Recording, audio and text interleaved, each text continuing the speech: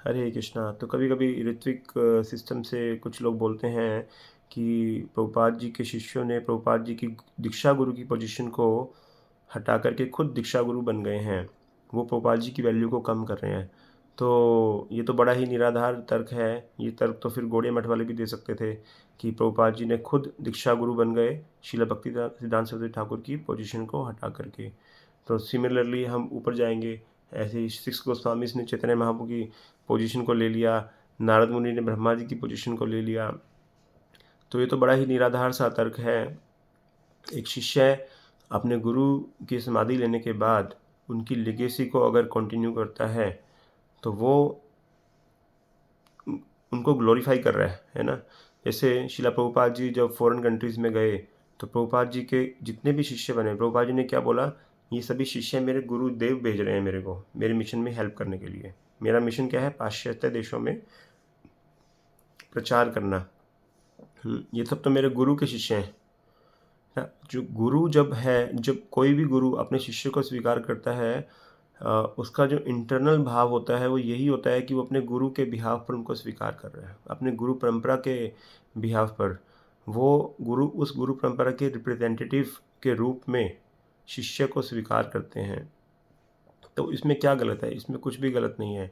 और दूसरी तरफ अगर हम देखें कि क्या प्रभुपाद जी के शिष्यों ने प्रभुपाद जी की वैल्यू को कम करने का प्रयास किया है, तो कोई पूछे अगर ध्यान से, अगर हम इसके ऊपर विचार विमर्श करें, अब देखिए Prabhupada Lilamrita 7 volumes in English, 2 volumes in Hindi, ये सब किसने लिखी हैं बुक्स? प्रभुपाद जी के शिष्यों ने लिखी हैं या ऋत्विक से किसी लीडर ने लिखी हैं, मधु पंडित प्रभु ने लिखी हैं, या गिव गीता वाले जो प्रभु जी हैं उन्होंने लिखी हैं?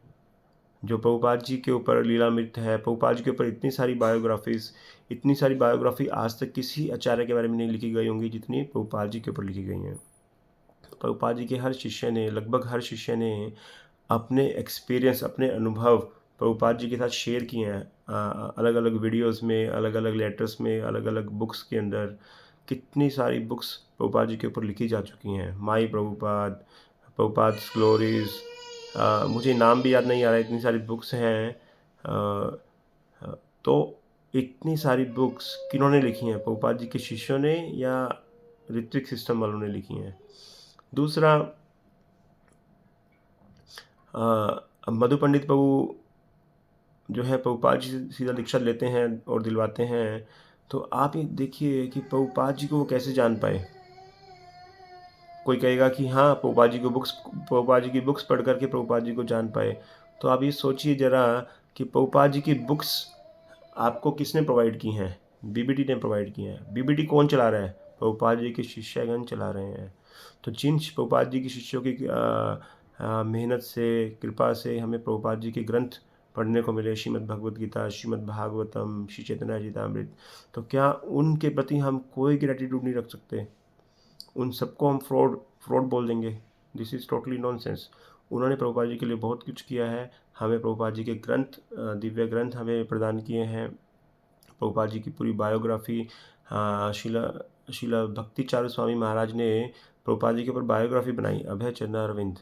तो ये प्रभुपाद जी के शिष्य ने बनाई या मधु पंडित प्रभु ने बनाई?